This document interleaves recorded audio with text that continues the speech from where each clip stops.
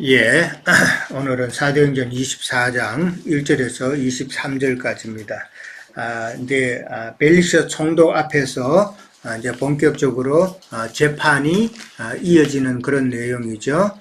지난주까지는 이제 마지막에 보면은 바울이 벨릭스 총독 앞에서 예비 신문을 잠깐 하는 그 내용까지 나왔죠. 그 예비 신문의 내용은 네가 어느 영지 사람이냐, 어느 관할 사람이냐라고 이제 질문하는 거였죠. 이제 그거에 따라서 재판관이 달라지니까 그렇게 질문을 먼저 했다라고 그랬습니다. 자, 그래서 이제 길리기아 사람이니까 벨릭스 총독이 이제 재판을 해야 되는 그런 상황이죠. 그래서 이제 오늘은 총독 앞에서 재판을 하는 그런 내용입니다. 자, 1절 갑니다. 1절 가면은, 자, 잠깐, 질문지 안 갖고 왔네. 네. 1절 보면은, 이제, 닷새 후에 대제사장 아나니아가 어떤 장로들과 한 변호사 더둘러와 함께 내려와서 총독 앞에서 바울을 고발했다고 이제 그렇게 이야기를 합니다. 자, 닷새 후에 내려왔어요. 닷새 후에.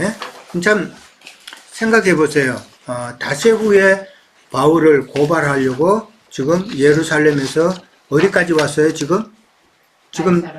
가이사라 지역이죠? 가이사라까지 왔어요. 가이사라까지 거리가 지난번에 우리가 볼 때에 한 100km 정도 된다고 그랬죠? 예, 100km 정도면은 그 당시는 자동차 타고 갈 수 있는 것도 아니고 말을 타든지 걸어서 가든지 그랬을 텐데 100km로 가려면은 글쎄요 좀 하루 이틀은 좋게 걸리지 않을까요? 예, 로마 병사들이 밤새도록 걸어가지고 중간쯤에 도착했죠. 그러고 나서 또 가이사라까지 갔으니까 아마 하루 꼬박 걸렸지 않았나. 이 사람들은 군인들이 아니니까 아마 이틀 가까이 걸리지는 않았을까. 이제 그렇게 생각해 볼 수 있죠. 그러면은 근 3일 정도 되는 바울이 가이사라로 이송하고 난 다음에 이 대제사장과 그 장로들이 바로 준비를 했다고 쳐도 3일 만에 그렇게 변호사도 고용하고 그렇게 해서 왔다는 것은 상당히 짧은 시간에 많은 준비를 했다라고 그렇게 우리가 생각해 볼 수가 있죠. 상당히 짧은 시간. 자, 근데 이제 그 짧은 시간 동안에 이제 변호사도 고용을 했어요. 변호사 섭외를 하는데 변호사를 섭외해서 참 소송 준비까지 그렇게 한다라는 말은 변호사는 돈 줘야 되죠? 예, 돈 줘야 된단 말이에요. 그러니까 이 돈은 결국은 어디서 나오는 돈이겠어요? 예? 이 돈은 대제사장이 지금 주동이 돼서 하니까 아마 성전의 돈이겠죠? 예, 성전의 돈이단 말이에요. 성전의 돈을 지금 대제사장이 지금 바울을 죽이고자 하는 그런 마음에서 변호사를 고용하는 일에 지금 쓴다라는 것이죠. 그러니까 어떻게 보면은 요즘도 간혹 교회들이 어떤 소송에 휘말리면은 교회 재정 가지고 변호사 고용해서 막 수를 하고 그러잖아요. 특히 이 미국에서는 수가 많잖아요. 그러다 보면 변호사 비용으로 교회 재정이 많이 나가서 교회 재정이 바닥났니 이런 소리가 간혹 들리잖아요. 예. 그러니까 쓸데없는 일에 하나님을 위해서 써야 될, 하나님 나라를 위해서 써야 될 그런 돈이 지금 쓸데없는 일에 지금 돈이 나가고 있다라는 것을 우리는 또 생각해 볼 수 있는 거예요. 예. 오늘날, 한국에 전 누구라는 사람이 아주 쓸데없는 일에 돈 많이 쓰죠? 집회 모이는 사람한테 다 1인당 5만 원을 돈을 주서 데모하도록 그렇게 만든다는데, 다 그런 쓸데없는 일에 돈 쓴다라는 거죠. 자, 변호사 더둘러도 나왔어요. 변호사라는 직업은 어떤 직업이에요? 돈만 주면 되는 자잖아요. 돈 주면 의뢰하는 사람의 입장을 대변해 주는 사람이 변호사잖아요. 예. 그러니까 참 어떻게 보면 이 더둘러라는 자도 그 돈에 의해서 자기가 참 진리를 대적하는 편에 서게 됐다는 사실을 본인은 모르는 거잖아요. 그렇죠? 영적으로 보면. 그러니까 돈 때문에 진리를 대적하는 그런 편에 서게 된 더둘로의 모습을 우리가 또 생각해 볼 수가 있죠. 자, 오늘 1번 문제가 그렇게 대제사장과 장로들과 변호사 더둘로가 총독 앞에서 바울을 고소를 했는데 참 이들의 그 어떠한 모습을 우리가 볼 수 있을까? 한번 생각해 보셨어요? 참 이 사람들이 어떤 사람들이고 또 이 사람들이 행하는 짓이 참 어떻다라는 것을 우리가 느낄 수 있을까라는 거죠. 자, 한번 대답해 보실래요? 어려워요? 질문이? 예, 준영. 제가 아주 짧게 나누고자 합니다. 예. 이 3절부터 더둘로가 고발하면서 이제 펠릭스 총독 앞에서 말하는 그 구절들을 이렇게 쭉 보면 특히 10절에 바울이 자신의 변론을 시작하는 부분하고 맞물려서 이 사람들이 어떤 사람인가라는 것에 대해서 좀 생각을 할 수가 있어요.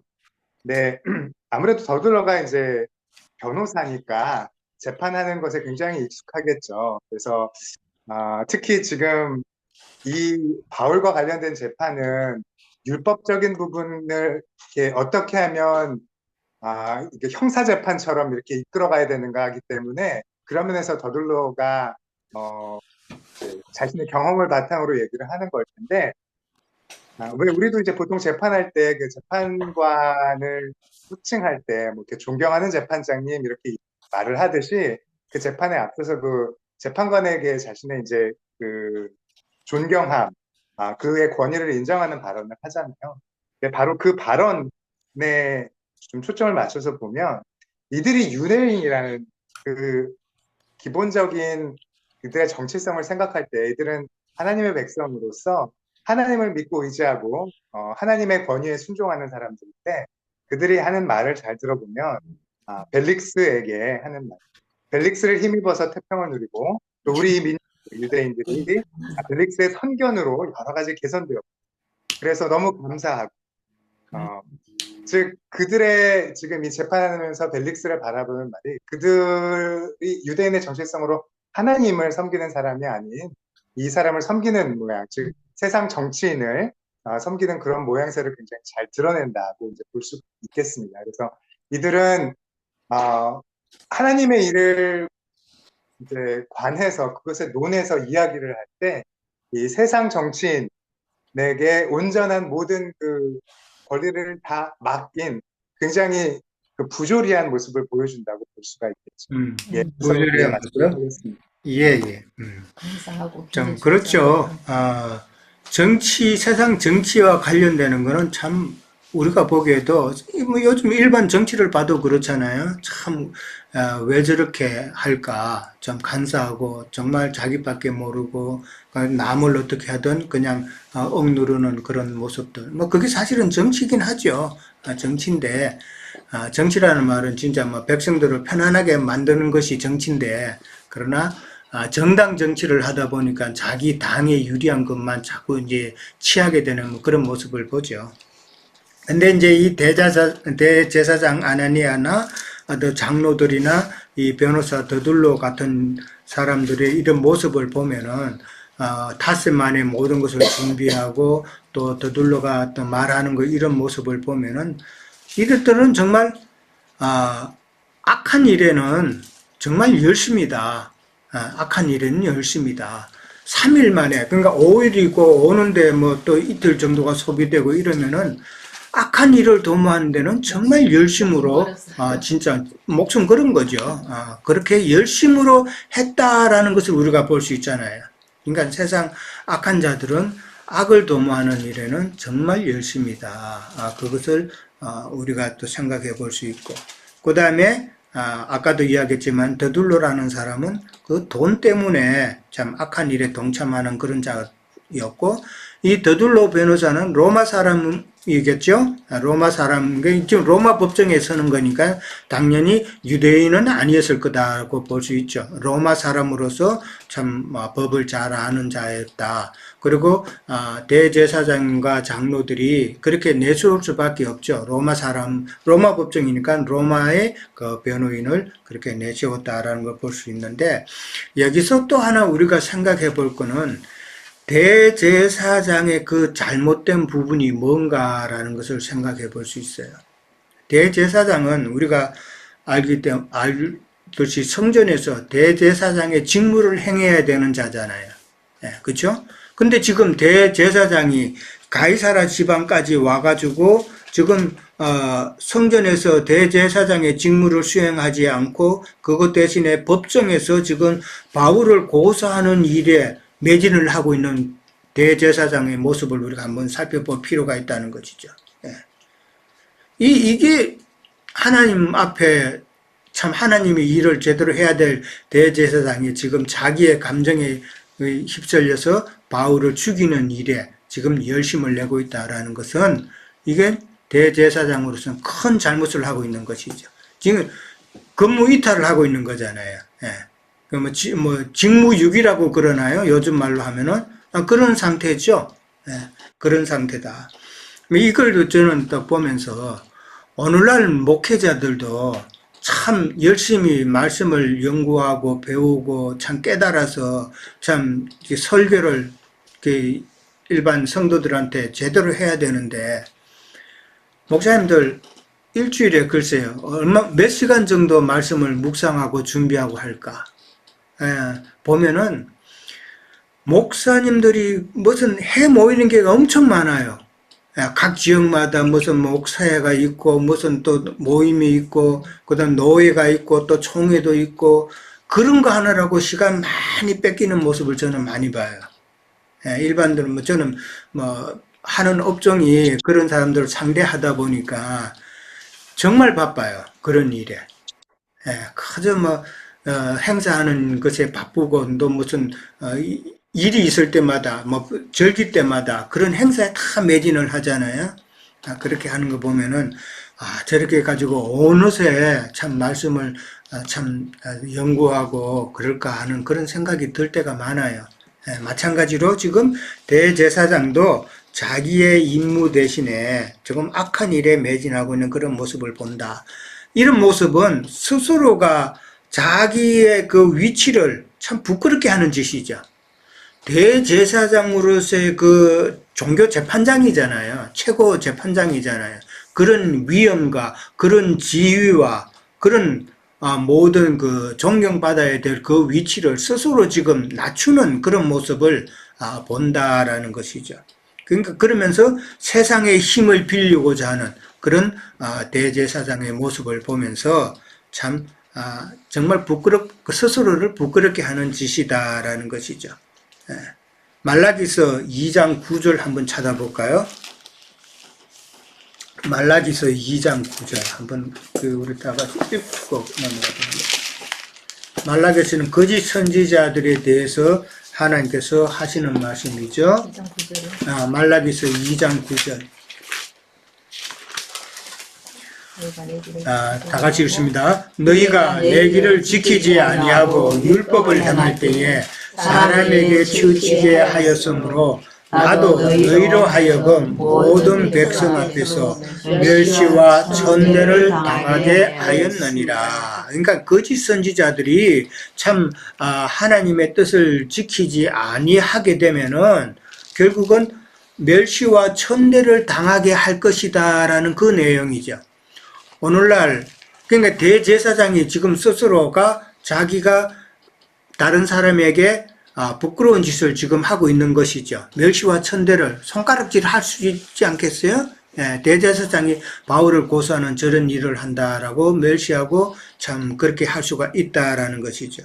그러니까 오늘날도 많은 참 목회자가 신뢰도가 엄청 하락이 됐죠. 옛날에는 목사님 그러면은 아유 그 목사님 오셨습니까? 이렇게 인사도 하고 그랬지만은 몇십 년 전이죠. 근데 요즘은 목사라 그러면 다들 뭐라 그러는지 알아요? 우리 테니스 모임에 가면은 목사들이 있어요. 그러면은 다른 사람이 목사를 그러면은 아니 교회에서나 목사지 테니스장에서 무슨 목사야? 이런다니까요. 예, 그만큼 목회자들의 그 신뢰도가 참 하락이 됐다. 뭐 그런 말도 있어요. 지금 홈레스 인홈 서비스 간호하는 사람들이 있죠. 예, 그런 사람들을 제일 기피하는 대상이 전직 사역자들. 예, 목사나 사모했던 사람들은 절대로 간병하지 않는다는 거예요. 너무 까다롭고요. 아는 그거 왜 그래요? 있는데 절대로 자기가 경험 목사님들은 평생을 섬김을 받은 사람이기 때문에 남한테 거절 당해 본 적이 없어요. 예.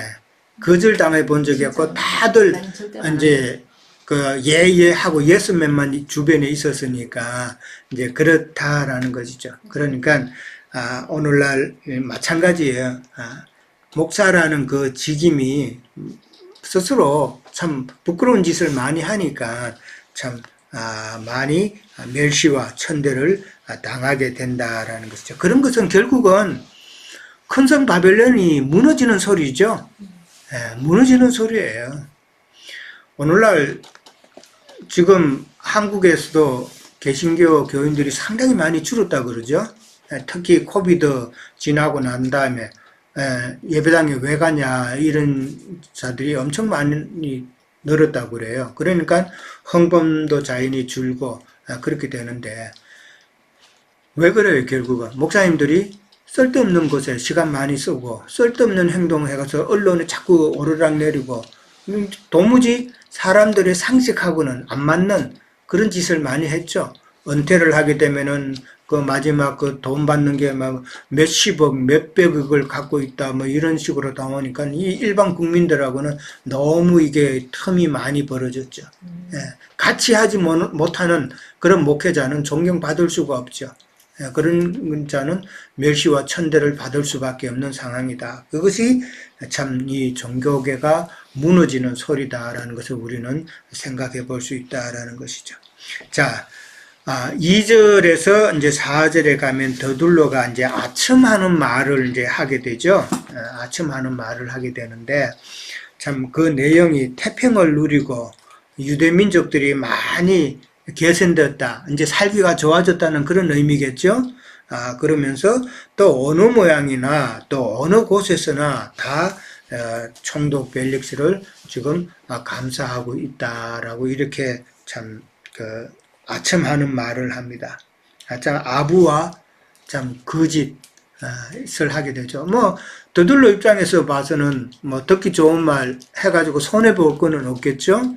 그러니까 재판을 유리하고 이끌려고 하는 뭐 전략적인 그런 이제 멘트인데, 근데 실제로 총독 벨릭스는 역사적인 기록에 의하면은 상당히 악한 자예요. 네, 상당히 악한 자였고, 그 다음에 자기를 비방했던 그런 자가 있으면은 반드시 암살자를 시켜서 그 사람을, 자기를 비방하는 자를 암살하는 그런 행동을 서슴지 않았다라는 것이죠. 그러니까 상당히 악한 자죠. 그 다음에 또 잔인한 자였다로 그렇게 또 기록이 돼 있어요. 그리고 아무래도 정치권의 높은 위치에 있다 보니까 그 사람들은 공통적으로 탐욕스러운 자다.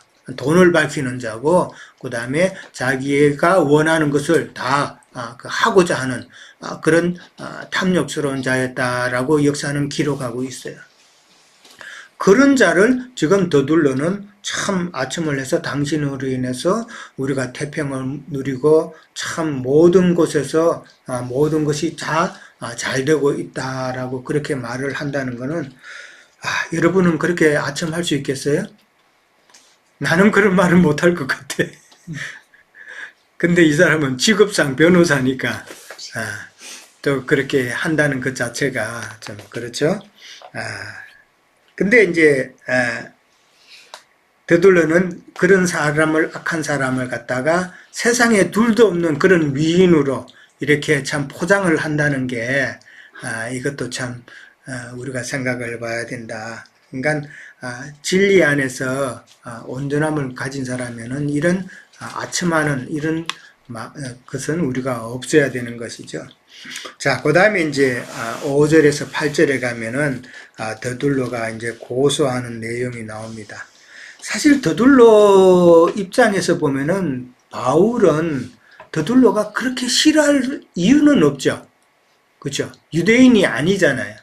로마인이고 변호사라면은 어디까지나 돈을 받아서 의뢰를 받아서 그렇게 자기가 그 바울을 지금 고소는 하고 있지만은 유대인처럼 더둘러가 바울을 그렇게 싫어할 이유는 없는 거예요. 그렇기 때문에 지금 더둘러가 고소하는 이 내용은 지금 누가 시킨 거예요? 대제사장이 그렇게 이야기하라고 했던 것이죠. 의뢰했던 내용이에요. 그러니까 대제사장이 지적한 내용을 더둘러가 지금 이야기하고 있다라고 그런 거예요. 자, 고소 내용이 뭐고 그 다음에 사실과는 어떻게 다른가 이번 문제예요. 자, 고소 내용은 뭐예요? 첫째? 전염병 같은 자. 전염병 같은 자다라고 그랬어요. 그 다음에 두 번째는 천하에 흩어진 유대인들을 다 소외하고 소욕케 하는 자다라고 그랬어요. 그 다음에 세 번째는 이단의 우두머리. 나사렛 이단의 우두머리 개수라는 말이 있죠. 로마서 나는 죄인의 개수다라는 말인데 개수라는 말이죠. 그 다음에 네 번째는 성전을 더럽히는 자다라고 그렇게 참 고소를 합니다. 자, 전염병 같은 자, 그 다음에 천하에 흩어진 유대인들을 지금 소욕케 하는 자다라는 이 말을 합니다. 그러니까 첫 번째하고 두 번째, 그 다음에 세 번째하고 네 번째가 조금 차이가 있죠. 첫 번째하고 두 번째는 지금 로마의 그 지역을 소동케 하는 자이기 때문에 어떻게 보면은 행사적인 그런 문제죠. 예, 행사적인 문제인데, 그 다음에 세 번째, 네 번째는 이거는 종교적인 문제죠. 예, 종교적인 문제다. 그래서 더둘러는 이 로마를 소란케 하는 그 책임을 먼저 이야기했다라고 볼 수 있는 거예요.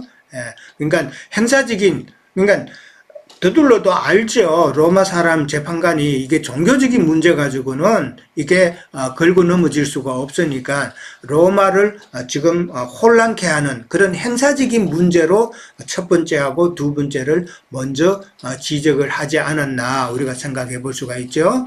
자, 전염병 같은 자라고 그랬어요. 전염병이라는 그 자체가 사실은 무섭죠. 코비드 때 참 우리가 두려움을 많이 겪었죠. 예.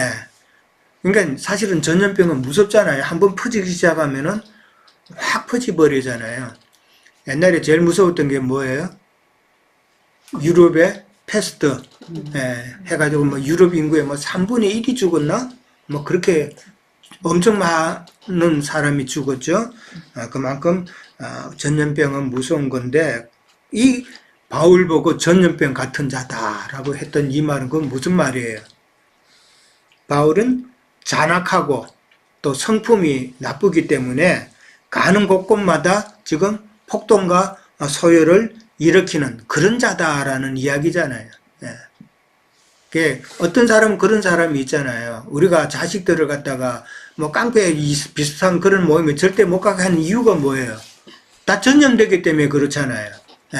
마찬가지로 지금 더둘러가 고소하는 내용은 바울은 그런 자다라는 것이죠. 그런 악한 자이기 때문에 이 사람이 가는 곳곳마다 다 소요가 일어나고 폭동이 일어나고 그렇기 때문에 이 사람은 전염병과 같은 자다. 그런 이야기죠. 예. 그런 자면은 로마의 입장으로 봐서도 그냥 둘 수는 없다라는 그런 내용이 되겠죠. 예. 그 다음에 이제 천하에 흩어진 유대인을 소욕케 한다. 소욕케 한다는 말은 이것도 사회를 불안하게 만드는 존재다라는 이야기잖아요. 사회의 불안을 조성하면은 로마 법정에서도 그거는 제재를 할 수밖에 없다라는 이야기가 되겠죠. 그러나 우리가 잘 아는 것처럼 바울은 절대 소동을 일으킨 적이 없죠. 일으킨 적은 없고 바울은 어떻게 하면은 복음을 전해가지고 모든 사람들이 화평케 될까? 이것만 지금 신경 쓴 거잖아요. 그 하나님과 사람과의 그 화평을 위해서 복음을 전했고, 그 다음에 복음을 통해서 유대인과 이방인들이 서로 화평하게 하는 그런 모습을 추구했다라는 것이잖아요. 유대인과 이방인에는 서로 알력이 심하고 서로 비방하고 그렇잖아요. 그러나 바울은 그 복음으로 인해서 유대인과 이방인이 참 화평을 누리기를 원했다라는 것을 우리는 알 수 있잖아요. 그런 화평을 원하는 자였는데 지금 바울 보고 참 소욕해 한다라는 이런 말을 했다라는 것이죠. 소욕해 하는 자라는 이 말은 예수님도 이 말을 들었죠.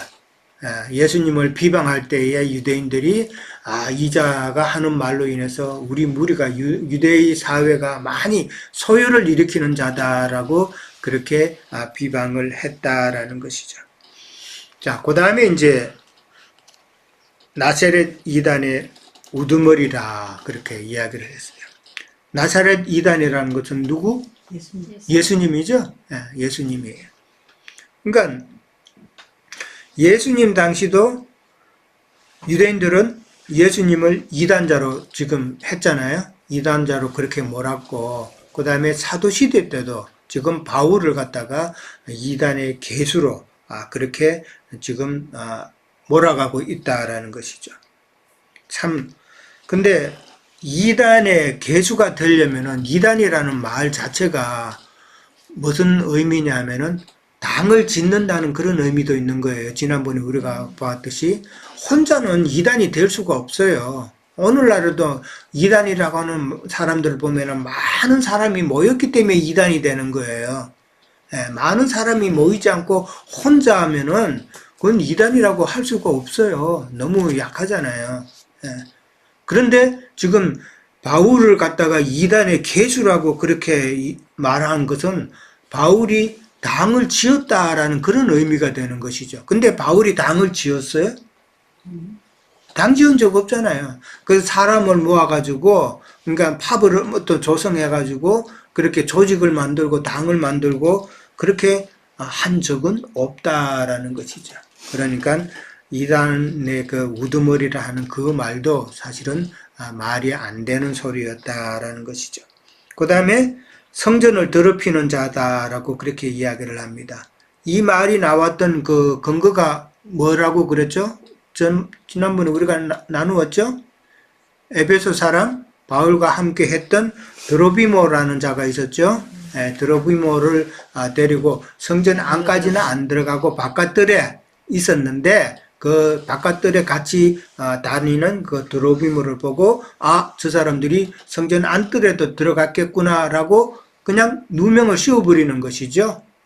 성전 안뜰에는 들어갈 수가 없는데 그러면 지난번 설명했죠. 이방인은 절대 출입 금지다라는 사인이 거기는 있다 그랬어요. 들어가면은 죽어요.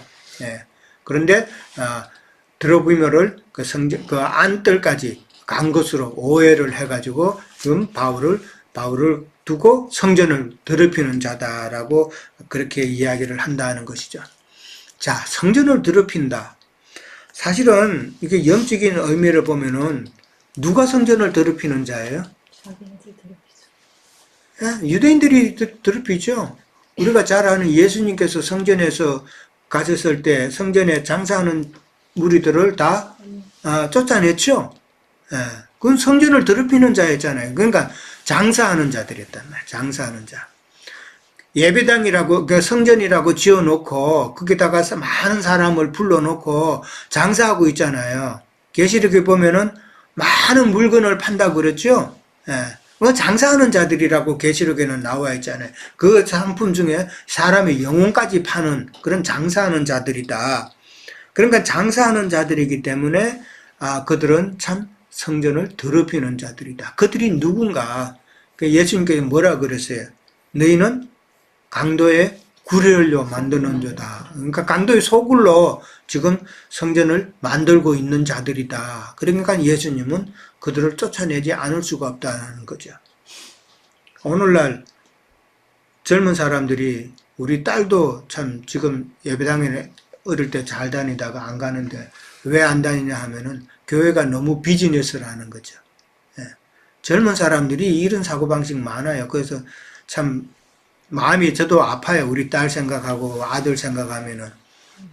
그래서 빨리 참 복음으로 되돌아오기를 이제 중간중간 그냥 묵상하면서 기도를 하는데 하나님 뜻이 있겠죠. 그래서 제가 우리 준호 형제님한테 이제 그런 부탁을 한 거예요. 그리고 사실 우리는 이렇게 받아서 우리는 이렇게 전하는 자가 있고 또 나눌 수가 있어서 좋은데 우리 후세대는 이런 말씀을 깨닫고 가는 자가 없으니까 정말 이건 큰 문제예요. 예. 우리 후세대가 진짜 말씀을 바로 깨닫고 가야 되는데, 이거를, 그래서 우리, 한국의 장로 형님, 나 형제님도 그 문제에 대해서 염려를 하셨고, 그렇고, 저도 또 염려가 되고, 우리 자녀들도 보면 염려가 되니까, 참, 우리 준호 형제님한테 기대를 안 할 수가 없어요. 예, 아마, 준호 형제님도 그렇게 성령의 감동을 아마 갖고 계실 줄로 압니다. 예. 예, 그래서 영어권에서 반드시 말씀이 전해져 가지고 혹시 알아요? 우리 자손들이 말씀을 그렇게 해서 깨달아서 그들로 통해서 이제 이 미주 사회가 영어권이 복음이 전달될지 그건 모르는 거예요. 그래서 이제 앞으로는 우리가 그런 일에 좀 신경을 쓰고 지원도 하고 우리 자녀들 다 마찬가지예요. 그것도 지금 우리 지체들도 자녀들에게 그런 마음을 생각하고 그런 언지를 미리 조금씩 주기 시작해야 돼요. 네, 언지를 주고 우리 자녀들이 정말 잘 되겠다. 우리 대에서만 끝나면 그거 뭐 좀 그렇잖아요. 나의 2세의 우리 자녀들이 참 복음 안에서 우리가 누렸던 이 천국의 복음을 같이 누리는 것이 얼마나 중요한가 그런 이야기입니다. 자, 그 다음에 성전을 더럽히는 자는 참 말씀을 전한다고 하면서 참 성전에는 정말 진리만 전해져야 되는데 진리가 전해지지 않고 부정한 말씀이 전해지는 비진리가 전해지는 오늘날의 현실을 보면은 정말 성전을 더럽히는 자가 누구인가 우리가 생각해 보지 않을 수가 없다라는 것이죠. 자, 3번에 가면은 이제 성경 여기서 잠깐 좀 나눠도 돼요? 오케이 말씀하세요. 저는 이거 보면서 처음에는 참 말도 어떻게 이렇게 할 수 있을까 했는데 이렇게 살펴보니까 전염병이라고 얘기를 했던 것은 사실로 예수님 때도 그랬지만 항상 괜히 따라다니면서 괴롭혔잖아요. 괜히 따라하면서 괴롭히는 그것이 자기네들이 참 떳떳하지 못하니까 자기의 정체성이 드러날까 아니면 자기의 기득권이 뺏길까 하는 그런 거에서 자기 일을 하면 되는데 괜히 그 소수의 무리인데도 따라다니면서 이렇게 방해했던 그런 것들이 자기네들이 떳떳하지가 못했기 때문에 그렇지 않았을까 이렇게 생각을 하면서 전염병이라고 볼 수도 있겠다. 왜 그러냐면은 사람들이 유대에 믿는 사람들이 그 사람들 따라가니까 따라가서 또 되게 좋아하고 막 이러니까 자기들 보기에는 저게 전염병처럼 그렇게 보지 않았을까. 그러니까 그게 사실로 그게 막 소요를 일으키거나 무슨 막 큰 어떻게 그렇게 하지 않는데 그렇게 왜곡돼서 말하는 것도 있고 또 천하에 흩어진 유대인들을 다 소욕해 하게 한다고 그들 눈에는 그렇게 보였던 거예요. 그게 왜 그냥 빼앗기는 것 같거든. 그리고 굉장히 조리 있는 말과 진리의 말씀에서 제대로 전하니까 양심에서 찔려서 그냥 그러지 않았을까. 그래서 천하에 흩어진 줄들을 다 소유하게 하는 게 표현 자체를 그렇게 했다 이런 생각 들고 나사렛 이단의 우두머니 그러니까 예수님 당시도 이렇게 이단의 개수라고 이렇게 얘기를 했잖아요. 그러니까 같은 무리에 있으니까 이렇게 이들로 봐서는 이렇게 말하는 것들이 너무 합당하게 그렇게 얘기를 했는데 결국은 사도 바울이 뒤에 그게 대한 것이 너무 상세하게 자기는 그렇게 하지 않았다고 말을 했는데 이들 눈에서는 이렇게 보는 게 너무 합당했을 수도 있겠다. 그래서 결국은 자기네 기득권이 뺏기고 자기네가 떳떳하지 그쵸? 못하고 정체성이 드러날까 하는 그런 어떤 쪼잔한 마음에서 쏘잔한 마음.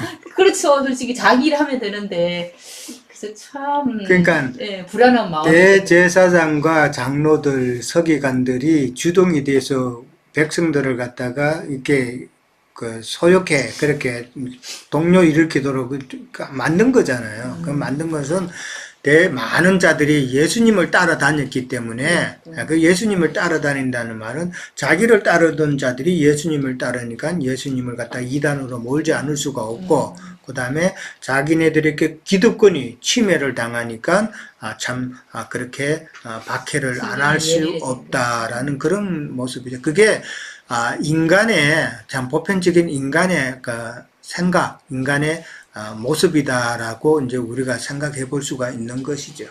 자, 3번 문제는 잠깐 쉬었다가 그렇게 하도록 하겠습니다.